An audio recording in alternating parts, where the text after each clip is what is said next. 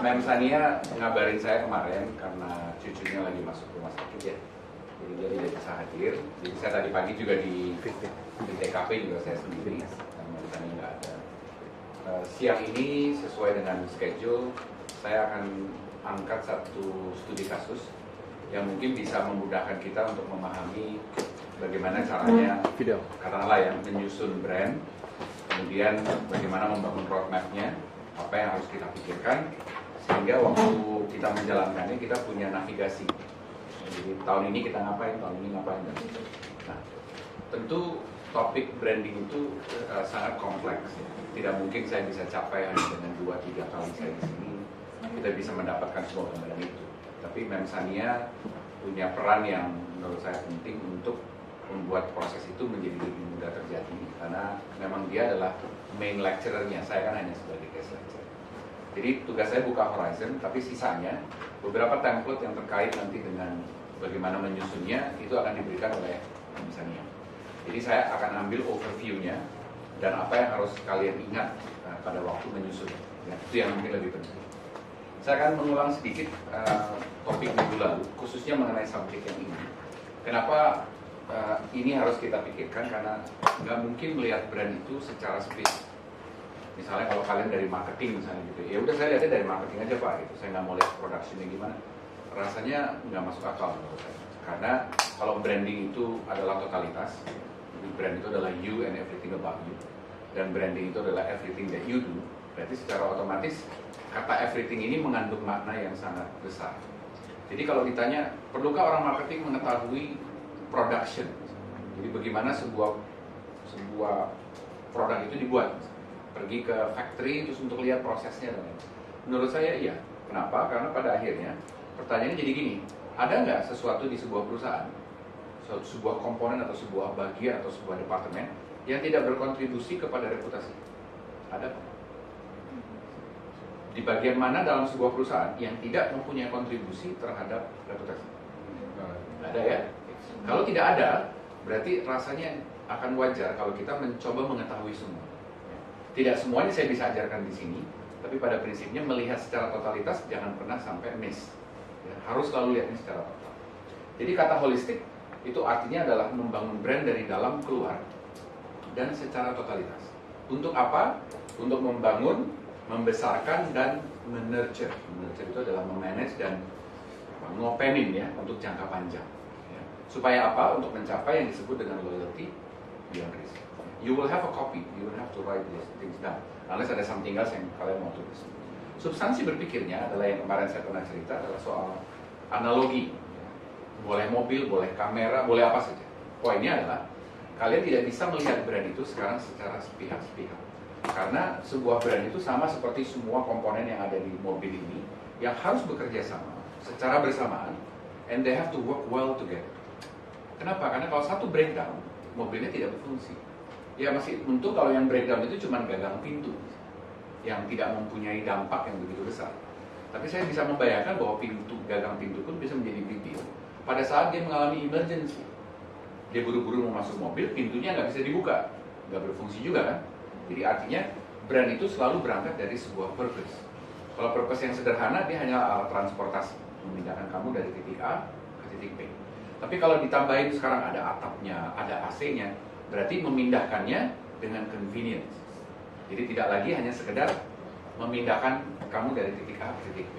Apalagi kalau ditambah kecepatan, bahwa kecepatannya nggak cuma dengan 100 horsepower, tapi dengan 1000 horsepower, berarti lebih cepat lagi. Sama kalau sekarang Hyperloop, pernah dengar istilah Hyperloop yang dibikin nama Tesla itu sama Elon Musk, itu yang bisa dari sini ke Surabaya hanya 15 menit.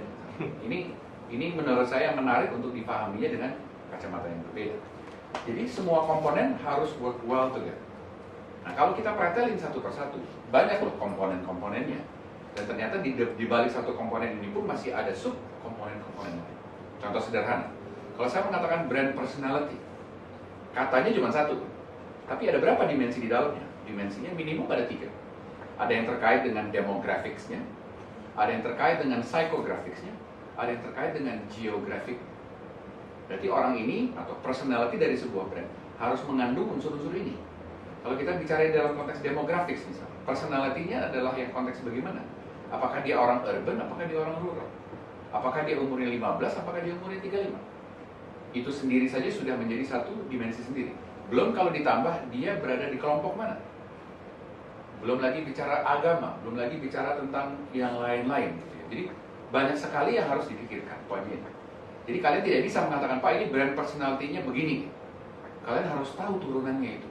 Karena pada waktu nanti ditransfer dalam bentuk fisik, misalnya mobilnya kayak apa ya, nah gitu ya. Misalnya kalau kita balik nih, saya mau mendesain mobil ini untuk perempuan. Perempuan umur berapa? Umur 15, umur 35, umur 55, yang mana? Kalau dia targetnya untuk 65, mobilnya harus punya akses untuk disability. Misalnya dia harus bisa dijalankan dengan orang-orang yang naik kursi roda. Kenapa? Karena memang targetnya umur 65. So everything is being designed berorientasi kepada ujungnya. Ujungnya maksudnya adalah kenapa kamu mau jual mobil ini? Gitu kan ya. Jadi kalau kita track back ke belakang, kan kita selalu mulainya dari customer ya. Kita mundur kan ke belakang. It begins with you, not begins with I. Ya. Kalimatnya selalu you dulu baru I. Kayak orang pacaran aja. Kalau kita pacaran yang saya ucapkan setiap hari saya doang, kamu lama-lama kan bete. Orang ngomong dirinya dulu, kapan dia ngomongin gue kan gitu. Dia ingin dilibatkan. Jadi dengan kacamata yang sama, brand ini pun juga harus mengandung unsur yang sama. Orientasinya harus adalah si customer ini sendiri. Gitu ya. Jangan sampai dia merasa kehilangan relevansi. Contoh sederhana, saya nggak tahu kalian pernah dengar atau tidak. Pernah ada brand namanya Friendster. Pernah dengar? Ya. Siapa yang masih pakai Friendster? Artinya apa? Kehilangan relevansi sehingga ditinggalkan oleh konsumennya. Orang pakai apa sekarang? Facebook. Siapa yang pakai Pet? Masih ada yang pakai Pet. Antara pakai Pet sama pakai Facebook ada bedanya? Secara esensi nggak ada bedanya, bukan? Tapi ada yang mengatakan begini, enggak, kalau Pet saya sama teman-teman dekat, kalau Facebook saya sama semua orang. Akhirnya dia membangun perbedaan itu sendiri. Karena memang Pet dibangun untuk berbeda dengan Facebook, walaupun mirip. Ya. Jadi tadi dengan mengerti customer, bangunlah brand itu secara totalitas. Karena dia betul-betul mengerti orangnya. Kalau saya misalnya membuat mobil ini, katakanlah untuk orang Arab sama dibandingkan misalnya dengan orang New Zealand. Apa perbedaan yang paling mendasar? Adalah tinggi. Orang Arab banyak sekali yang tinggi. Jadi kalau kita ngomong sitting position, itu yang disebut dengan percentile. Persentilenya berbeda. Karena nanti 5 persentilenya orang Arab sama nanti 5 persentilenya orang New Zealand beda jauh. Bisa sampai 5 sampai 10 cm. Kelihatannya marginal ya angka itu. Tapi kalau kita ngomong duduk di dalam sebuah confined space, 5 cm itu sangat tinggi. Nanti maksud saya, jadi waktu kita mendesain semua komponennya, harus dengan satu pemikiran yang sama. Itulah yang disebut dengan brand. The U in U-nya harus kamu pegang sebagai acuan. Jadi waktu mendesain engine, pegang U-nya. Waktu mendesain kursinya, pegang U-nya. Waktu mendesain bentuknya, pegang U-nya. Gitu terus. Oke? Karena masing-masing komponen itu banyak yang harus dipikirkan. Nah, kalau dia cuma fragmen, gampang. Kalau ditanya, kamu punya nama? Punya. Punya logo? Punya. Punya media channel? Punya. Punya ini? Punya. Punya semua. Tapi kalau dilihat secara totalitas, ya cuma seonggokan begini. Tidak ada meaningnya, tidak ada artinya. Saya tidak bisa mengenalinya sebagai seorang konsumen. Karena kamu cuma kasih saya yang biru, yang merah, yang coklat. Ya saya kira-kira tahu lah karena bentuknya kayak gitu, kayaknya dari kamu deh. Tapi saya tidak punya gambaran yang kamu mau berikan kepada saya itu apa. Tapi kalau saya sampaikannya dalam bentuk seperti ini, saya lebih mengerti. Oh, kamu mau kasih saya rumah model Meksiko misalnya. Saya mengerti kenapa? Karena pilarnya kayak Meksiko, tatanan bawahnya kayak Meksiko, furniture-nya kayak Meksiko. Baru saya bisa mengatakan rumah orang Meksiko kan gitu. Betul ya? Nggak bisa kalau dikatakan ini bentuk kayak Meksiko terus orangnya bilang welcome di rumah orang Dayak. Saya pasti bingung. Bagaimana nyelui Dayak? Nggak ada. Ya. Jadi mengklarifikasi pemahaman tentang konsumen dan tentang brand adalah memahami korelasi terhadap dua ini. Jangan bilang kamu customer centric yang mengerti customer, tapi semua perbuatan kamu tidak mengarah kepada hal yang sama. So that's the big problem. Okay? Jadi again ya, brand issue and everything about you, and branding is everything that the brand does, without exception. Kita sudah lihat mengenai konsep integrasi, betul ya? Nah, kita akan nanti lihat di studi kasus ini bagaimana dua komponen ini kita jadikan satu, dan bagaimana bentuk pengejauhan tahannya secara crystal clear. Jadi dijadikan satu, kemudian kita mesti membuat semua komponennya menjadi nafas yang sama. Jadi kalau di situ istilahnya redoxon gitu ya, Kita mesti memastikan bahwa semua warna daripada airnya sama dengan warna brand Roxana. Jadi tidak ada lagi komponen-komponen di dalam brand ini yang tidak bernafaskan atau tidak berlafalkan kepada tema sentral yang sama. Oke, kita harus pegang basis. Nah, karena semuanya, jadi kita nggak bisa juga lagi lihat hanya soal customer. Bagaimana dengan orang-orang di dalam? Bagaimana dengan mitra-mitra mereka? Bagaimana dengan para investor? Semuanya juga butuh diyakinkan bahwa kamu adalah pilihan saya. Dari kacamata pekerja, kenapa saya mesti memilih kerja di kantor ini? Kenapa saya nggak pilih di kantor sana, kantor sana? Kecuali kalau memang tidak ada pilihan ya, saya cuma di-hire sama yang ini, ya saya ikut. Tapi bisa saja suatu saat dia mengatakan saya ada 3 pilihan. Saya bisa ke Unilever, saya bisa ke Procter & Gamble, saya bisa ke Nestle. Saya mau pilih yang mana? Ya, saya nanya-nanya juga dong, enak nggak sih kerja di situ? Kan gitu ya. Anda dapat nggak reward yang terkait dengan yang Anda harapkan? So that means, secara keseluruhan ini baru 3 yang kita lihat, tapi sebetulnya jauh lebih banyak. Ini sebagai contoh saja ya. Jadi kalau kita bilang internalisasi, misalnya, orang di dalam itu ada brand owners, ada manajemen, ada employees. Kenapa mereka dianggap 3 target group yang berbeda? Karena memang mereka berbeda. Brand owners itu perlu dikaitkan dengan konteks apa? Dengan return on investment. Manajemen lebih terkait dengan performa. Apakah objektif saya tercapai atau tidak? Staff lebih terkait dengan pengerjaan sehari-hari. Saya harus menyelesaikan bagian ini, saya selesai pekerjaan. Oke? Jadi cara mengconvince mereka berbeda-beda. Kenapa? Karena pandangnya berbeda-beda. Staff cuma mikirnya gaji saya jangan telat. Saya naik pangkat, saya dapat gaji lebih banyak. Betul. Brand owners mikirnya adalah gimana saya spend sedikit, tapi balikannya banyak. Bisa membayangkan ya? Lain-lain ya. Jadi kalau kita berbicara brand yang sama kepada multiple targets yang berbeda-beda, jangan-jangan cara komunikasi pun juga berbeda-beda. Jadi ngomong sama orang dalam, ngomong sama orang luar, lain cara. Dan kita harus mengetahui mereka ada di mana. Betul ya? Nah, jadi kalau kita bilang itu ada 7 layernya. Ini yang disebut dengan roadmap. Anda memahami bahwa pertama ada berapa targetsnya, yang pertama. Yang kedua mereka ada di posisi mana. Saya ngomong nih di depan kalian sekarang ada berapa? 7, 8, 9 orang. Oke. Dari mana saya tahu bahwa kalian frameworknya sama? Saya nggak tahu. Mungkin untuk Anda baru pertama kali mendengar, oh Pak saya baru awareness nih. Kamu sudah pernah mengikuti kelas saya 7 kali. Oh, kamu mungkin sudah perlu sampai can I agree with your statement or not? Bukan hanya tahu, kan gitu. Tapi bagaimana dengan yang lain? Yang lain juga punya pikiran berbeda-beda. Conversionnya ada di mana? Conversionnya adanya di behavioral change. Adanya di sini. Saya mesti jelasin ini sedikit supaya jelas. Lebih gampang menalarkan. Apa perbedaan awareness sama understanding? Awareness itu, are you aware? Yes, I am aware. Do you understand? I don't have a clue what it means. Jadi, saya tahu, tapi saya tidak ngerti. Oke? Apakah kalau saya ngerti, pasti saya bisa menerima? Belum tentu. Karena, lo ngerti ya, bahwa misalnya seorang presiden itu terpaksa harus seperti itu. Saya ngerti. Tapi lo bisa terima nggak sikapnya? Gue nggak terima sikapnya. Anda bisa membaca perbedaannya. Bagaimana dengan acceptance dan agreement? Saya terima, tapi saya nggak setuju. Bisa nggak? Bisa. Ini give me an example bahwa Anda terima, tapi Anda tidak setuju. Bisa. Ini give me an example sebuah senario di mana dia itu menerima, tapi dia tidak setuju. Politik terkait dengan peraturan. Ya apa? Senario contoh konkretnya apa? Apa Pak? Ya misalnya apa? Ya, saya nggak terima. Saya terima di penjara. Itu saya nggak setuju. Saya terima karena mungkin kalau nggak di penjara akan lebih chaos lagi. Precisely. So that's a good example. Nah kalau kamu balikin itu kepada sebuah produk ini saya tawarkan ke kamu. Kamu bisa terima produk ini baik, tapi kamu tidak setuju dengan produk itu. Bisa kan ya? Sekarang kamu bayangkan, apakah menurut kalian kalau sebuah brand itu sudah menjadi cukup besar, apakah semua target group ini memiliki pandangan yang sama terhadap brand ini? Sudah pasti berbeda, bukan? Jadi holistic management dalam konteks brand itu adalah memahami ini secara totalitas. Supaya apa? Supaya concentration-nya itu nggak cuma mikirin misalnya konsumen doang. Kalau marketing kan seakan-akan lu pikirin yang juara ya, lu pikirin consumer lu senang, happy.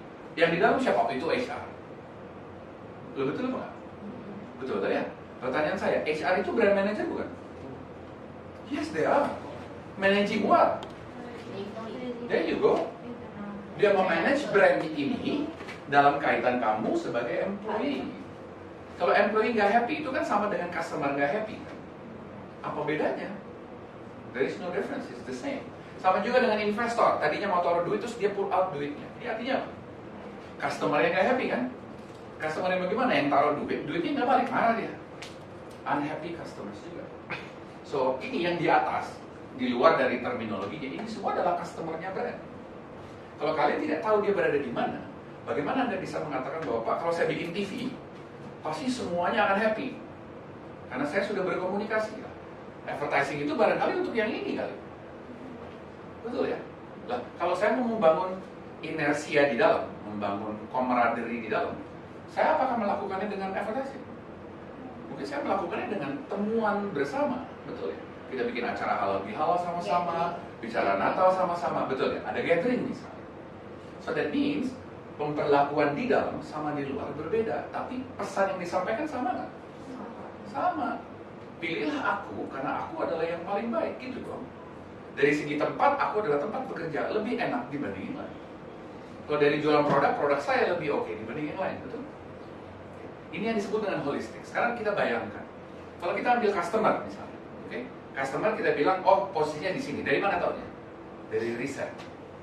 Kalau Anda riset, Anda bisa mendeteksi seberapa tahunya lo tentang gue, seberapa mengertinya lo tentang gue, dan lain sebagainya. Betul ya? Anda bisa deteksi. Jadi kalau kita summarize gitu ya, dari semua riset yang kita lakukan yang terkait dengan konsumen, kira-kira di titik ini, atau di titik ini, atau titik ini, kira-kira dia ngomong apa tentang kita? Ini yang disebut dengan brand equity. Oke? Kalau ditanya Nike, ada di kepala kalian apa? Cepat. Sepatu. Sepatu. Oke? Nggak ada yang bilang celana, nggak ada yang bilang yang lain, kecuali sepatu. Bayangin nggak, brand ini sudah dibangun hampir lebih dari 50 tahun dengan keragaman produk yang begitu banyak. Kalau saya tanya kamu Nike, kamu jawabnya sepatu. Bisa memahami? Jadi kalau kalian tanya 1000 orang, ditanya Nike jawabannya, itu yang paling banyak namanya adalah brand equity. Kalian harus tulis di sini. Oh, dia tahu, yang tahu 1000 orang, brand equity-nya di sini. Gitu tanya. Pertanyaan saya, kalau kalian mau gerakin ke atas, itu kan ya, mau kemana arahnya? Mau arahnya ke loyalitas, bukan? Bangun brand kan tujuannya cari loyalis. Kayak saya dengan Apple gitu kan. Cari loyalis yang cintanya cinta mati dan cinta buta. Dan kita mau bangun ke sana. Tapi untuk membuat itu terjadi di sana, ini tuh berat loh naikinnya. Dari sini naik sini berat, ini naik sini berat, ini naik sini berat, ini naik sini berat. Betul ya? Kalau nanti suatu hari nyampe di sini, ditanya lagi yang 1000. Nike in one word apa? Nggak tahu apa. Anda tentukan kan? Ini yang disebut dengan brand. Saya kepengen 10 tahun lagi, kalau setelah saya berusaha nih, ini sudah pada naik di sini, atau belum, saya inginnya dia ngomongnya apa? Itu yang disebut dengan brand. Misalnya kalau kemarin kasusnya Mustang, masih ingat? Mobil Mustang.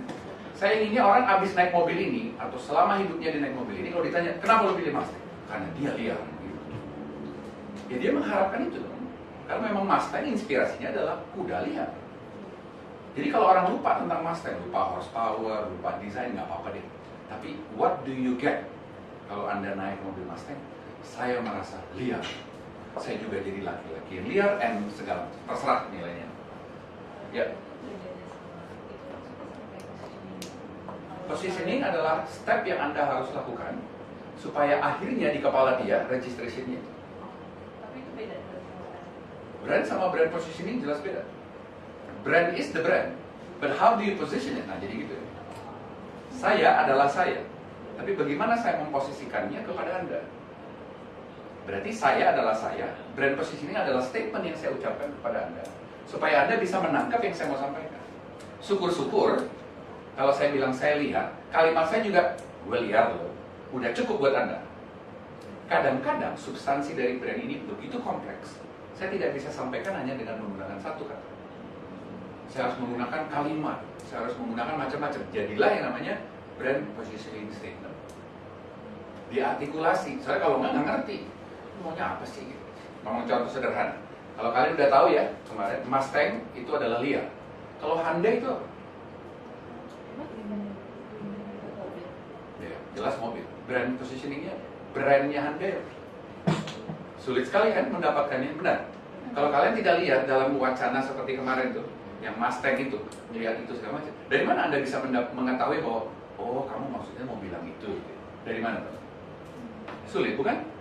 Jadi kalau Anda tidak mengenal Hyundai, Anda tidak mengenal Toyota, Anda tidak mengenal Honda dan lain-lain, nggak heran. Kenapa? Mungkin dia di dalam berkomunikasi tidak menyampaikannya dengan satu pesan. Dia mungkin menyampaikan dengan begitu banyak pesan, kita jadi bingung. Lu tuh mau ngomong apa sih? Walaupun secara nalar Anda temukan sebenarnya, tapi Anda tidak bisa ucapkan. Misalnya, kalau Honda menurut kamu perempuan atau laki kalau jadi orang? Precisely. Dari mana Anda tahu itu? Makanya dia bilang, Honda adalah perempuan. Enggak tahu ya? Dia menggunakan apa? Menggunakan yang lain, bukan? Dia bisa menggunakan mobilnya, dia bisa menggunakan orangnya, dia bisa menggunakan warna, dia bisa menggunakan apa saja. Itu yang saya maksud. Jadi untuk menciptakan persepsi yang Anda inginkan, Anda harus menggunakan semuanya supaya, kayak tadi, rumah Meksiko. Begitu lihat, rumah Meksiko. Gitu. Kalau isinya orang Jawa kan kita bingung. Lo benar bukan? Ada yang nggak nyambung kan ya? Nah, ini brand itu sama. Bagaimana kalian menciptakan sesuatu sesuai dengan harapan, bukan menunggu. Udah saya muncul dulu aja deh. Coba nanti kira-kira lo ngomong apa tentang gue? Oh, sakti itu dalam banci. Iya nggak apa-apa deh. Itu namanya apa? Itu namanya organik. Saya keluarin aja dulu. Nanti orang bilangnya apa? Ya udah saya jadinya itu. Kan gitu ya. Brand itu terbalik. Brand itu aku mau dikenalnya ini ya. Jadi saya lakukan segala cara supaya akhirnya itu. Iya dong. Yang paling sedih tahu nggak? Saya udah berusaha nih kayak gini. Begitu ditanya sakti itu apa? Banci. Sama juga ujungnya. Kenapa bisa terjadi? Bisa saja pada waktu berkomunikasi ada yang salah waktu kalian mengucapkan. Bisa salah. Mungkin ganti brand manajernya, ganti marketing manajernya, ganti agensinya gitu, nggak ngerti brandnya. Jadi suatu saat terasa kayaknya dia begini, satu saat yang lain dia kayaknya begini gitu. Jadi orang waktu baca, lu tuh perempuan sama laki ya? Jadi gitu. Loh, bisa seperti itu. Makanya kenapa saya katakan brand itu kompleks. Karena kalian mengucapkan yang sama saja setiap hari, belum tentu lo nyampe di kamu yang sama. Bayangin nggak kalau kamu setiap hari ngomongnya beda? Bagaimana mungkin kamu bisa bacanya sama? Kalau ngomong yang sama aja, lu ngertinya beda. Lu betul bukan? Hati-hati dalam membangun brand. Dan dengan melihatnya secara holistik, kalian bisa menata. Kalau dia sekarang ada di sini, gitu ya, dia aware, tapi ternyata awareness-nya mengatakan I hate you. Nah, mati. Berarti nomor satu kalian mesti ngapain dulu? Mengkonversi dulu dong. Dari tidak suka menjadi suka dulu dong. Betul nggak ya? Nah, kalau dari suka menjadi nggak suka tuh dari sini ke sini atau dari sini ke sini? Behavior change. Anda bisa memahami kompleksitas ini? Ya, nggak tahu. Sama juga dengan tadi misalnya. Saya ini tapi saya nggak ini. Dan bukan berarti kalau saya ini saya pasti ini loh. Benar atau nggak? Iya. Setuju sama Jokowi? Setuju. Menurut dia baik? Baik. Pilih nggak? Enggak. Itu gimana? Kalau dalam riset, kalau Anda melakukan research, ada satu pertanyaan yang paling fundamental. Dan kalau pertanyaan itu jawabannya tidak sesuai, kamu harus scrap semuanya dari nol. Namanya intention to buy. Pernah dengar? Tadi, produknya oke. Menurut kamu khasiatnya bagus. Price-nya cocok. Menurut kamu mudah didapat? Mudah. Kamu ngerti komunikasinya? Ngerti. Beli nggak? Enggak. Itu kalau dalam kacamata brand building, itu nol artinya. Ya, karena intention to buy-nya nol.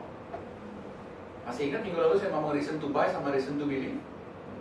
Ya, reason to buy is more important than reason to believe. Kalau bisa kamu beli tanpa ada believe, lebih bagus bukan? Loh, bukankah kita memilih Anies dengan cara yang sama? Betul? Kita memilih Jokowi dengan cara yang sama, bukan? Siapa yang percaya bahwa Jokowi pernah jadi politisi? Ada track record-nya, dia jadi politisi. 2 tahun di Solo nggak selesai. Pergi ke Jakarta 2 tahun jadi gubernur nggak selesai. Ini calon presiden. Hanya dengan 4 tahun kamu rela menyerahkan segala tanggung jawab yang terkait dengan negaramu untuk orang yang baru berpolitik selama 4 tahun. Nggak masuk akal. Tapi kenyataannya siapa yang dipilih? Jokowi, bukan? Sama juga dengan kasusnya Trump dan Clinton, bukan? Iya. Apakah Trump pernah jadi politician? Iya. Seumur hidup, not even once. Apakah dia pernah melakukan yang benar? Bangkrut 3 kali? Gimana? Seluruh Amerika mengatakan, mari kita pilih Trump, bukan? Itu prosesnya. Jadi, it's very important untuk mengerti layer ini ada di mana. Karena kalau kalian tidak paham ini, kalian serabutan. Mari kita spend 50 miliar untuk bangun brand X. Buat apa? Ya kan semuanya juga spend Pak, 50 miliar. Gitu kan mikirnya. Nggak ada memikirkan efektivitasnya. Kenapa kamu mesti ngeluarin 50 miliar? Kok yang dipikirin 50 miliarnya? Yang dipikirin efektivitasnya dong. Saya lebih baik ngomong sama satu yang akan memviralkan ke 1000 orang daripada saya ngomong sama 1000 orang yang nggak saling kenal dan nggak akan membantu saya ujung-ujungnya. Karena dia cuma mendengar terus lewat sini keluar ke sana.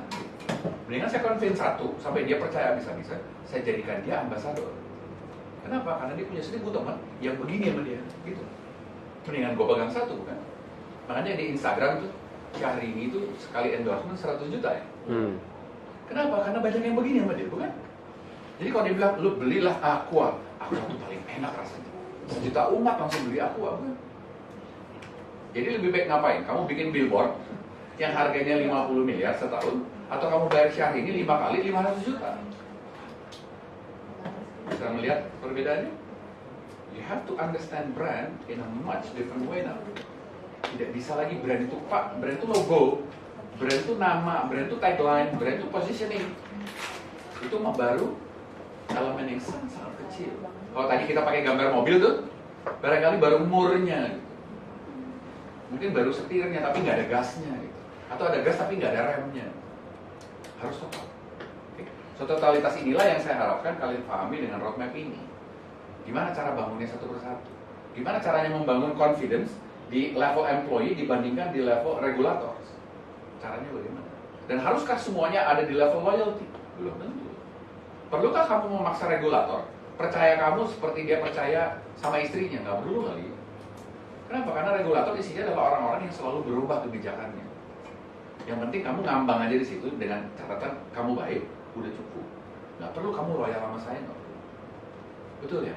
Tapi bagaimana sekarang dengan konsumen atau dengan owners misalnya? Oh, owners kalau nggak kelotokkan percaya sama brandnya, mendingan nggak usah gitu. Karena jadi berbahaya. Jelas ya sampai situ ya? Jadi proses yang dibangun ini cuma mengatakan bahwa yang paling kiri itu adalah cari data. Sama kayak tadi kalau kita ngomong Lego tuh, cari piecesnya. Oh, saya udah ngerti nih piecesnya gini ya. Saya harus pakai di dalam membangun rumah ini, saya harus pakai elemen. Nah, yang tengah, yang namanya brand central idea dan lain-lain itu adalah tempat di mana dia menyusunnya menjadi sebuah rumah. Oke. Yang paling kanan itu adalah pada saat rumahnya mau dijual. Bisa memahami stepnya? Jelas ya? Jadi yang kiri itu adalah partikelnya, yang di tengah itu udah jadi bentuk rumahnya. Yang ketiga itu adalah coba jualin si rumah itu supaya dibeli gitu kan. Dan proses itu diulang-ulang. Setelah itu terjadi beberapa kali, cek lagi di depan. Udah nyampe belum gue ya? Yang tadi tuh naik nggak? Dari awareness udah understanding belum? Understanding udah naik? Atau jangan-jangan udah lompat? Bisa loh, satu orang, enggak, saya maunya lompat Pak. Saya dari awareness langsung behavior change. Silakan. Yang penting kuat kan duitnya. Karena merubah orang setengah mati. To change people, itu probably adalah one of the most impossible things to do. It is almost impossible. Susah sekali merubah orang. Apalagi kalau orang udah tahu.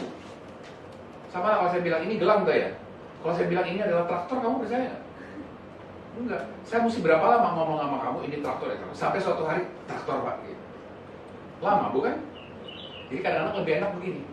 Kan lo nggak pernah tahu nih. Ini gue kasih tahu ya. Ini namanya adalah X. Gunanya adalah untuk ini. Kamu pertama kali itu mengetahui ini. Udah gampang tuh, nempel. Jadi ada bahasa begini kalau di PR. Lebih baik tidak tahu daripada salah tahu. Karena salah tahu itu mahal harganya. Lu salah tahu kan? Benar nggak? Susah. Contohnya, siapa tuh bapaknya Kardashian tuh?